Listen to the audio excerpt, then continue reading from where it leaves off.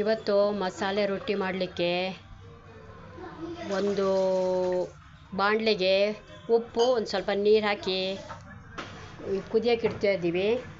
Gas ಹಚ್ಚ first. ಅದಕ್ಕೊಂದು ಸುತ್ತು 1 ಸ್ಪೂನ್ ಎಣ್ಣೆ ಹಾಕಿದೆ. 1 ಸ್ಪೂನ್ 2 ಸ್ಪೂನ್ ಬೇಕಾ? ಹಾಂ, 2 ಸ್ಪೂನ್ ಎಣ್ಣೆ ಹಾಕಿದೆ. ನೀರು ಒಂಚೂರು ಕುದೀಲಿ. ಫ್ರೆಶ್ ಹಿಟ್ಟು ಮಾಡಿಸಿ ಈಗ ಇದನ್ನು ಗಾಳಿಸಿಟ್ಟಿದೆ. ಈಗಷ್ಟೇ ಗಾಳಿಸಿದೆ ರೊಟ್ಟಿ ಮಾಡೋಕ್ಕೆ, ಮಸಾಲೆ ರೊಟ್ಟಿ ಮಾಡೋಕ್ಕೆ ಗಾಳಿಸಿಟ್ಟಿದೆ. ನೀರು ಕುದೀಲಿ. ಇದರಲ್ಲಿ ಕೊತ್ತಂಬರಿ ಸೊಪ್ಪು, ಕ್ಯಾರೆಟ್ ತುರಿ, ಆಮೇಲೆ ಸೌತೆಕಾಯಿನ ಚೆನ್ನಾಗಿ ತುರ್ಕೊಂಡಿದ್ದೀವಿ. ಎಲ್ಲದನ್ನು ಒಟ್ಟಿಗೆ ಮಿಕ್ಸ್ ಮಾಡಬೇಕು. ನೀರು ಕುದಿಯೋಕ್ಕೆ ಶುರುವಾಗಿದೆ. ಅದಕ್ಕೆ ಒಂದು 4 ಜೀರಿಗೆ ಹಾಕಬೇಕು. ಜೀರಿಗೆ ಇನ್ನೂ ಸ್ವಲ್ಪ ಕುದೀಲಿ. ಈಗ ಶುರುವಾಗಿದೆ ಕುದೀಲಿಕ್ಕೆ. ನೀರಿಗೆ ಕುದೀತಾ ಇದೆ. ಕ್ಯಾರೆಟು, ಕೊತ್ತಂಬರಿ ಸೊಪ್ಪು, ಸೌತೆಕಾಯಿ ಎಲ್ಲ ಸೇರಿಸಿ ಹಾಕಿ ಅದೊಂದು ಸ್ವಲ್ಪ ಕುದಿಬೇಕು.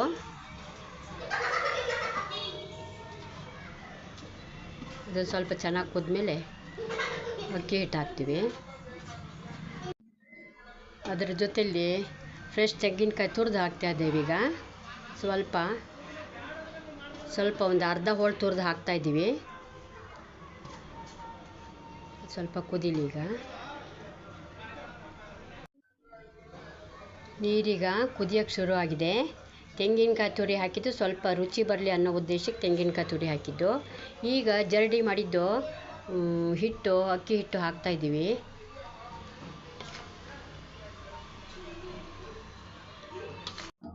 ಈಗ ಸ್ವಲ್ಪ ಗೂರಾಡಿಸ್ತಾ ಇದ್ದೀವಿ.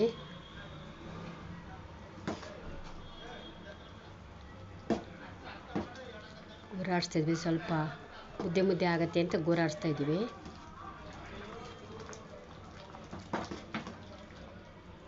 ಇನ್ನೊಂದು ಸ್ವಲ್ಪ ಹಿಟ್ಟು ಹಾಕಬೇಕು ಜೊತೆ ಮೇಲೆ.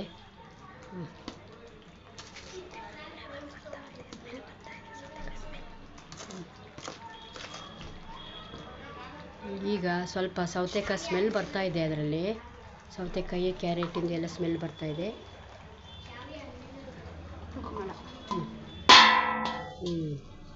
ಈಗ ಚೆನ್ನಾಗಿ ಗೂರಾಡಿಸ್ತೀವಿ. ಮತ್ತೊಂದು ಸರಿ ತಕ್ಷಣ ಗೂರಾಡಿಸಿದ್ರೆ ಗಂಟಾಗೋದಿಲ್ಲ. ಗೂರಾಡಿಸೋದಂದ್ರೆ ಅಲುಗಾಡಿಸೋದು, ಗಂಟಾಗೋದಿಲ್ಲ.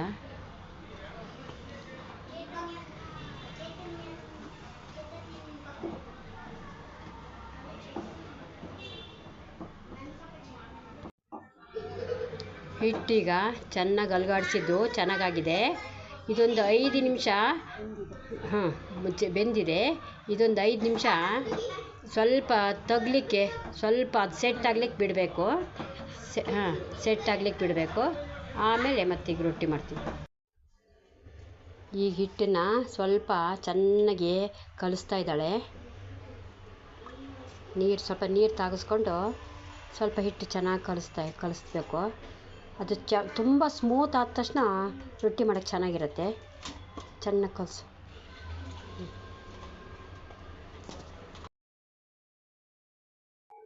ಈಗ ಹಿಟ್ಟು ರೆಡಿಯಾಗಿದೆ. ಒಂದು ಉಂಡೆ ತಯಾರಾಗ್ತಾ ಇದೆ ನೋಡಿ. ಎಣ್ಣೆ ಹಚ್ಚಾಗಿದೆ. ರೊಟ್ಟಿ ಶೀಟಿಗೂ ಎಣ್ಣೆ ಹಚ್ಚಿದೆ. ರೊಟ್ಟಿ ಮಿಷನ್ ಮೇಲೆ ಶೀಟ್ ಇಟ್ಟು ಹಿಟ್ಟಿನ ಉಂಡೆ ಇಟ್ಟು ಮತ್ತು ನೆಕ್ಸ್ಟು ಈ ಶೀಟ್ ಇಟ್ಟು ಪ್ರೆಸ್ ಮಾಡೋದು ನೋಡಿ. ಒಂದು ನಿಮಿಷದಲ್ಲಿ ಆಗುತ್ತಿದ್ದು ರೊಟ್ಟಿ ಮಾತ್ರ. ನೋಡಿ ಎಷ್ಟು ದೊಡ್ಡ ಬಂದಿದೆ ನೋಡಿ. ಇಷ್ಟು ದೊಡ್ಡ ಬಂದಿದೆ. ಈಗ ಹಂಚಿನ ಮೇಲೆ ಆ ಶೀಟನ್ನೇ ಹಾಕೋದು. ಈಗ ಒಂದು 2 ನಿಮಿಷ ಬಿಟ್ಟು ಶೀಟು ಬರುತ್ತೆ ತಾನಾಗಿ ನೋಡಿ. ದೊಡ್ಡ ರೊಟ್ಟಿ ಆಯಿತು. ಅದಕ್ಕೊಂದು ಸ್ವಲ್ಪ ಅದಕ್ಕೆ ಎಣ್ಣೆ ಬಿಡೋದು. ಮತ್ತೆ ಮೇಲೆ ತೆಳು ರೊಟ್ಟಿ ಆಗುತ್ತೆ. 2ನೇ ರೊಟ್ಟಿ ನೋಡಿ. ಅದ್ರ ಮೇಲೆ ಸ್ವಲ್ಪ 1 ಸ್ಪೂನ್ ಎಣ್ಣೆ ಬಿಡೋದು. ರೊಟ್ಟಿ 2ನೇ ರೊಟ್ಟಿ ಆಗಿದೆ. ರೊಟ್ಟಿ ಬೇಯುವಾಗ ಸೌತೆಕಾಯಿ ಸ್ಮೆಲ್ಲು ತುಂಬ ಘಮ ಚೆನ್ನಾಗಿ ಬರ್ತಾಯಿತ್ತು. ಬರ್ತಾಯಿತ್ತು. 3ನೇ ರೊಟ್ಟಿ ಆಗ್ತಾಯಿದೆ. ತುಂಬ ಚೆನ್ನಾಗಿತ್ತು.